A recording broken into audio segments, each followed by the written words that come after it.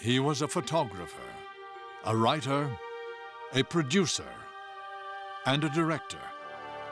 But above all, he was an artist. I think Kubrick's visual genius. He could compartmentalize his mind in 100 places and be able to sum it up, you know, with free hovering attention, boom, boom, whatever he needed to recall from his preconscious. Stanley was born in the Bronx. He was born of a family of a doctor, a second-generation immigrant from Poland. Dr. Jacques Kubrick gave his son a camera, which became inseparable from the fledgling photographer. He was soon capturing indelible images of life around him. On his way to school one morning, he went past a newsstand, and the newsstand announced President Roosevelt was dead.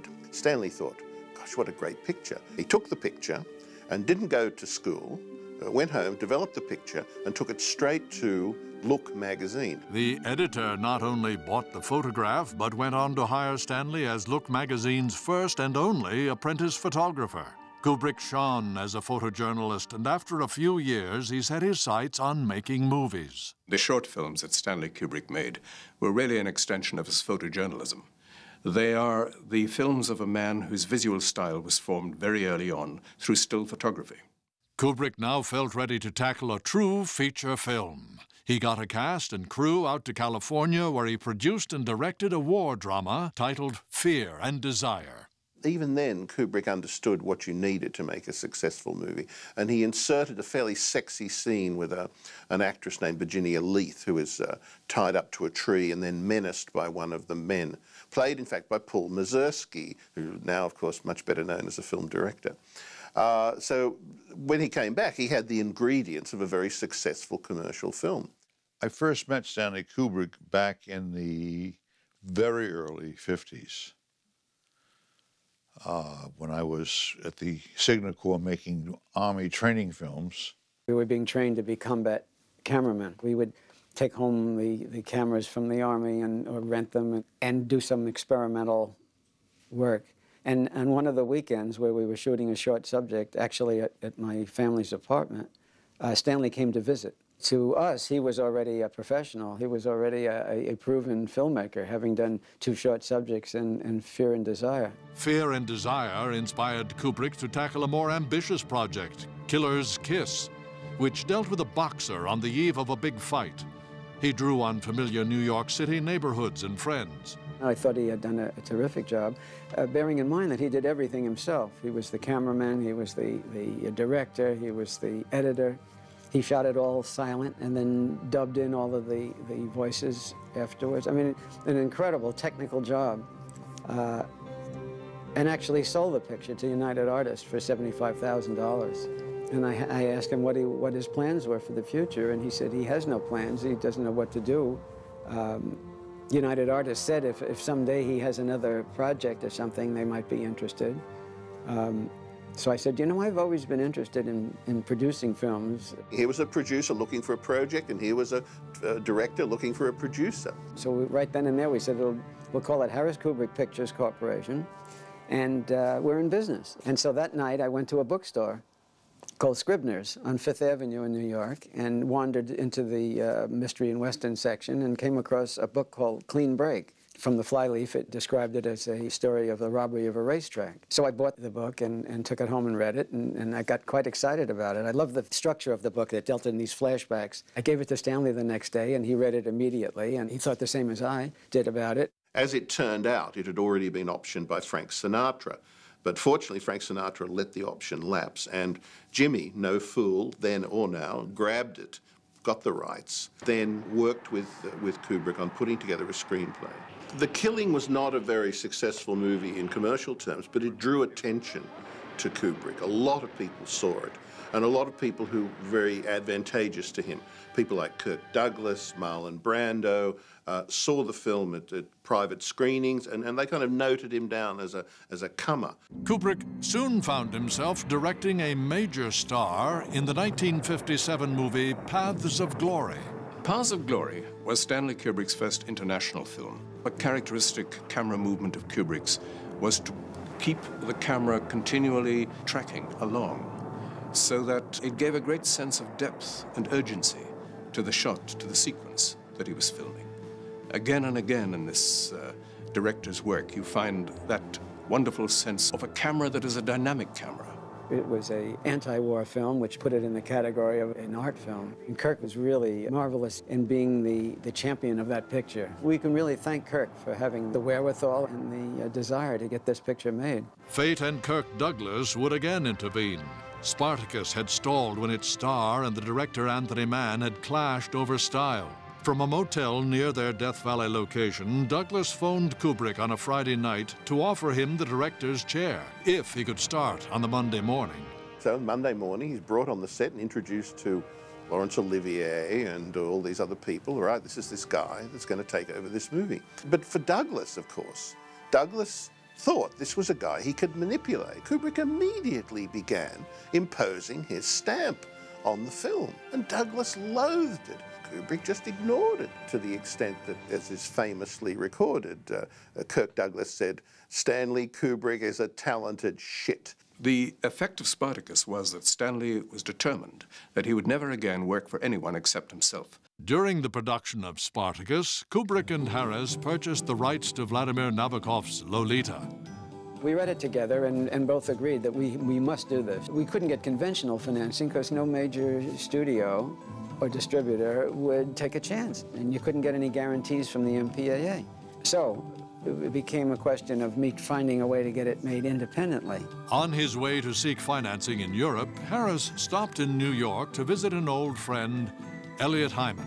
I told him about Lolita, and he said, "How much do you need?" I didn't really know, but I said, "I think Stanley and I need $1 million." And he said, "You got it." Harris set up production in England. Kubrick wanted a climate more tolerant than America's, and even more importantly, an intellectual atmosphere less obsessed with deal-making than Hollywood. I went to see Paths of Glory in the local cinema, and I was absolutely devastated. I thought it was one of the great films, and my palms were sweating. I thought I would, and I knew that Kubrick was coming to England to do Lolita. So I wrote him a note and asked if I could work with him, and he interviewed me. I came to meet him, and the first thing I asked him was how he saw the film was to look. And he said to me, it's a very risque story, this, and I'd like it to have a gloss, like the MGM pictures. And I did some research, and I found out that Culver City, where MGM are, use special filters for their black and white films, and I got hold of a set of these filters. Lolita was an amazing film for its time. Mason gives a beautifully balanced performance. And of course, Stanley managed other actors in the film, like Shelley Winters, to get them to give one of their best performances in a completely different key from those that they'd given in other American movies. But his great find was Peter Sellers. And Stanley realized he was working in Peter Sellers with a comic genius, a man who could not only speak the words as written in the script, but could speak better words that he improvised whenever he got inside the skin of the character, through several roles inside one film. Stanley used to tell me that Peter Sellers was one of the greatest experiences of his directing life. He found a man who was on his own wavelength.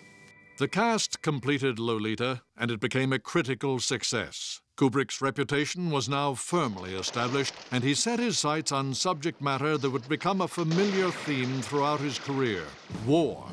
For more than a year, ominous rumors had been privately circulating among high-level Western leaders that the Soviet Union had been at work on what was darkly hinted to be the ultimate weapon, a doomsday device. In many of his films, he favored the idea of a narrator who would either introduce the film or else who would comment on the action. Stanley believed that that was a good shortcut to telling the audience things that would take much longer to show them visually. As with Lolita, Kubrick's mind's eye began to shape an inspired story. He found in a book called Red Alert by Peter George what Stanley considered to be a very strong dramatic story. Kubrick began to adapt the book to a dramatic screenplay, but every time Harris came to New York to work on the script with him, something strange would happen. It really started to make us laugh a lot, and then of course there was that silence when we looked at each other and said, do you think that this could really be a comedy?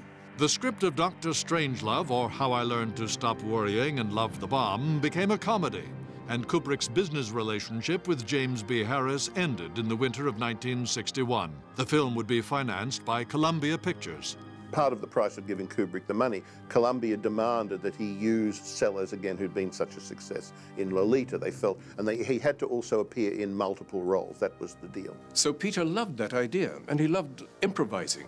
It was his first real opportunity to develop characters while working.